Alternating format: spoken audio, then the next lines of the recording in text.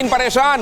Global times पर चीन का खौफ आया सामने। राजनाथ सिंह के लद्दाख जाने से डरी जिनपिंग की सेना।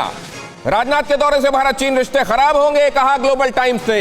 डरपोक चीन ने कहा, हमसे टकराओगे तो तबाह हो जाओगे। संदीप, सुमित, इनको मालूम है क्या तबाही क्या होती है? लेकिन निश्चित तौर पर दिनेश, मैं इससे पहले अगर आपको बताऊं, क्योंकि चीन की अगर स्ट्रैटेजीज पर आप गौर करें तो तीन चीजों पे महत्वपूर्ण काम वो करता है। पहला है इस्लामी स्लाइसिंग, धीरे धीरे कॉन्फ्लिक्ट पैदा करना, फिर उसी इलाके में एक बड़ा सरप्राइज दे देना सामने वाली कंट्री को, और तीसरा अगर वो सरप्राइज सक्सेसफुल होता है, सामने वाली कंट्री उनके सामने खड़ी होती है, तो फिर निगोशिएशन करना और टाइम बाइंग टैक्टिक्स के ऊपर काम करना। चीन ये सारी स्ट्रैटेजी भारत के साथ भी अपना रहा है, लेकिन चीन ये भी समझ गया पिछले एक साल में कि भारत की मजबूती उन इलाकों में चीन से अब ज्यादा हो चुकी है। 62 की बात नहीं रही है। दूसरा, जो आपने लगातार रक्षा मंत्री की बात की, रक्षा मंत्री ने 3 इंपॉर्टेंट बात अपने लद्दाख के दौरे में की जो चीन के लिए साफ संदेश था। पहला ये कि भारत ने आज तक किसी देश पर अपना आक्रमण नहीं किया है, हमला नहीं किया है। दूसरा ये कि ये कनेक्टिविटी, ये इंफ्रास्ट्रक्चर हमारे वहां फॉरवर्ड लोकेशन में बसे सिविलियंस के लिए। और तीसरा ये कि पड़ोसियों को यही रहना, यानी हमको भी, चीन को भी, पाकिस्तान को भी, सबको यहां रहना है। तो चीन को यह संदेश था कि हम बातचीत के लिए तैयार है, लेकिन अगर आप साफ नियत से आएंगे तभी बातचीत हो सकती है। दिनेश, वो कत्ल भी करते हैं तो चर्चा नहीं होता, और हम आह भी भरते हैं तो हो जाते हैं बदनाम। वो भारतीय रक्षा मंत्री को भारतीय टेरिटरी में जाने पर नसीहत दे रहे हैं। कौन दे रहे हैं? जिन्होंने असल में तय क्या किया था और कर क्या रहे हैं वो देख लीजिए। भारत और चीन के बीच में तय क्या हुआ था, और उसमें जो ब्लैक एंड व्हाइट में बात कही गई थी, असल में क्या वो लेटर एंड स्पिरिट में लागू की गई? देखिए जरा। 11 फरवरी 2021 में पैंगोंग लेक को लेकर समझौता हुआ।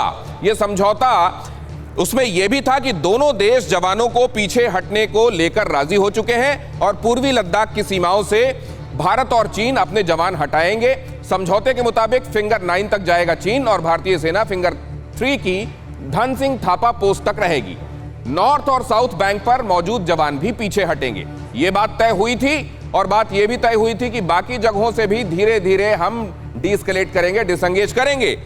क्या हुआ था? एलएसी पर चीन की वादा खिलाफी क्या देखने को मिली है, जरा देखिए। हॉट स्प्रिंग मतलब पेट्रोल पॉइंट 14, गोगरा 17A और डेप्सांग उधर 10 से 13, ये पूरी जगहों पर चीनी सैनिक कम नहीं हुए हैं। पेट्रोल पॉइंट 15 और 17A से चीन को हटाने पर, सेना को हटाने को लेकर चीन पलट गया है, और उसने अपने सैनिकों की तैनाती वहां से कम नहीं की है, और यह भारत के लिए चिंता की बात है।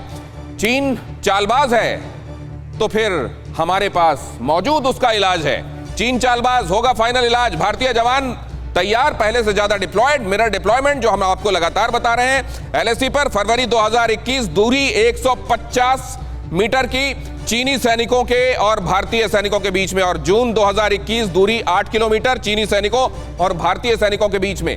लेकिन अगर कहा हुआ नहीं निभाया जा रहा है तो फिर अब इधर से भी आप पलटवार देखेंगे। खासतौर से भारत के लिए चिंता का सबब यह है कि डेप्सांग प्लेन में, नीचे हॉट स्प्रिंग में, गोगरा में क्या होने वाला है। और इसको लेकर सुमित, बहुत जल्दी से मैं आपसे एक अपडेट लेकर मैं अपने एक्सपर्ट्स के पास जाता हूं।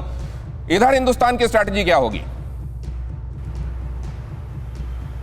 देखिए, हिंदुस्तान की स्ट्रैटेजी बिल्कुल क्लियर है। अगर आप देखें तो भारत ने पहले दिन से डिसंगेजमेंट और टोटल डी एक्सेलरेशन की बात की, और यह कहा है कि यथास्थिति जो अप्रैल 2020 में थी वही आपको मेंटेन रखनी पड़ेगी, यानी चीनी सेनाओं को और ज्यादा पीछे जाना पड़ेगा, अपने डेप्थ एरियाज के अंदर उन इलाकों को खाली करना पड़ेगा। हालांकि अभी भी जो सेनाएं हैं वो थोड़े डिस्टेंस पे जरूर हैं भारत और चीन की, लेकिन चीन जो है वो कई इलाकों में बहुत आगे, चाहे गोगरा कह लीजिए, हॉट स्प्रिंग कह लीजिए, या आप गलवान कह लीजिए, इसमें बहुत आगे तक अपनी सेनाओं को लेकर अपने इंफ्रास्ट्रक्चर को आ गया है। और यही बात है, भारत कह रहा है कि अगर फेज 2 का डिसएंगेजमेंट ना सिर्फ इन इलाकों में बल्कि डेप्सांग के इलाकों में भी आपको करना पड़ेगा। फिक्र आपकी, सोमवार से शुक्रवार रात 9 बजे सिर्फ TV9 भारतवर्ष पर।